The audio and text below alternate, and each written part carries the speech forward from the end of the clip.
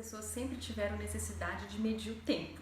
E como é que se mede o tempo? Bom, a gente viu como é que se mede um ano, a gente viu como é que se mede os dias, a passagem dos dias, né? Mas ao longo do dia, como é que a gente mede quanto tempo passou? Quanto tempo eu levei para fazer essa tarefa aqui? Quando que o papai e a mamãe vão voltar para casa do trabalho? Então, como é que se mede isso? Como é que se sabe isso? E essa necessidade não é recente. E lá, as pessoas das cavernas, na época das cavernas, elas já sabiam isso aqui, ó. Olha aqui, ó. Se isso aqui fosse uma árvore e isso aqui fosse o sol. Quando o sol tá aqui, faça esse experimento na sua casa. A sombra da árvore tá lá, ó. Depois o sol vai passando, olha o que vai acontecer com a sombra. Ó, pra onde que tá indo a sombra? Tá vendo como a sombra se move? E quando o sol tá bem no meio-dia, a sombra fica pequenininha. E quando o sol desce, a sombra fica grande. Né? Você pode fazer isso com o sol, de verdade, na sua casa.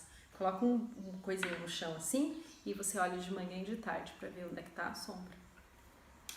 Bom, então isso inspirou as pessoas a fazer uma coisa com essa sombra.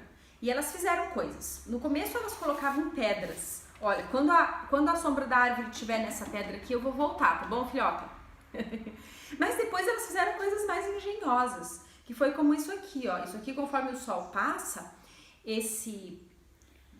essa haste que a gente chama de gnomo, ele vai fazendo a sombra em diferentes lugares, ó. E daí, se a sombra estiver bem aqui, a gente olha e diz assim, são 11 horas da manhã. Isso aqui é um relógio de sol. Tem vários relógios de sol no mundo, até hoje tem. Então, a gente mede pela passagem do sol. Mas e se tiver nublado? E se tiver de noite? Aí o relógio de sol não serve. Aí tem outras formas que as pessoas inventaram. Elas inventaram, por exemplo, a passagem da areia em vez da passagem do sol. Então, a passagem você coloca a areia num pote, deixa a areia aí caindo devagarzinho, faz um furo no pote e deixa a areia aí caindo devagarzinho pro pote de baixo. E aí você consegue medir quanto tempo, né, demora para essa areia cair. Então essa é uma outra forma engenhosa que as pessoas inventaram para medir a passagem do tempo. E a gente tem um livro aqui que vai falar sobre isso. Vou ler para vocês agora. Esse é o livro A História do Relógio. E na história do relógio, as páginas iniciais eu já contei para vocês. Então, eu vou começar... falei do relógio de sol, tá vendo? Tem uns relógios de sol bonitos, ó, esse aqui fica na China. E esse aqui é um instrumento chamado clepsidra, que é com água, é um relógio de água. Aqui a água desce, e aqui tem essas marcações, e aqui a água sobe, e também tem umas marcações. Então, eu vou ler. O relógio de sol tem uma desvantagem. Não serve à noite nem em dias nublados. Então, outros relógios foram inventados.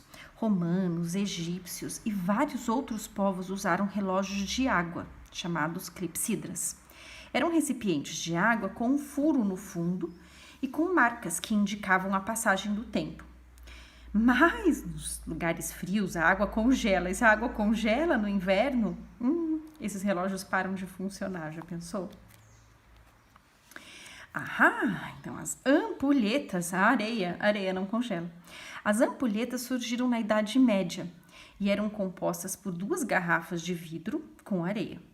A areia demorava 15, 30 ou 60 minutos para passar de uma garrafa a outra. Mas esse relógio indica apenas quanto tempo se passou desde que ele foi colocado em operação. Outros tipos de relógios eram usados ao redor do mundo, tais como o relógio de vela, o relógio de incenso, etc. No século XI, um engenheiro árabe que morava lá na Espanha inventou um relógio com engrenagens. Era ainda um relógio de água. Por volta do século XIII, relógios com engrenagens já eram populares em vários reinados. Alguém inventou um mecanismo que fazia só uma campainha para indicar a hora cheia. Dem, dem, dem, dem.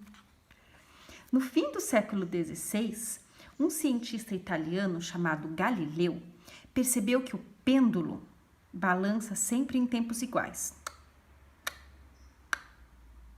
Isso deu uma ideia a um holandês chamado Huygens. É assim que se lê, Huygens, porque é em holandês. Usar essa propriedade dos pêndulos para fazer relógios. Então, o Huygens fez um pêndulo enorme para medir os movimentos das estrelas. E os relógios de pêndulo, como eram muito confiáveis, eles rapidamente se tornaram populares. Esse aqui é o pêndulo do relógio, ele fica balançando para lá e para cá. Aí você tem que dar corda no relógio para ele continuar funcionando. Os relógios feitos com uma mola em espiral podiam ser pequenos, de modo a permitir a uma pessoa carregar um relógio sempre consigo. E no século XVIII, XIX, os homens costumavam carregar relógios de bolso e as mulheres carregavam relógios de pulso. O relógio de cristal de quartzo é muito preciso, ele funciona a pilha, que é o relógio que a maior parte das pessoas tem hoje, que de pulso é um relógio movido a cristal, quer dizer, o batimento dele é pelo cristal de quartzo. E esse aqui, gente, vocês acreditam que isso aqui é um relógio? É um relógio atômico. Os relógios atômicos são tão precisos que são usados para calibrar e testar outros relógios. E esse foi o nosso livro sobre a história do relógio. Agora você vai fabricar um relógio. Qual será que é o relógio que você vai querer fabricar?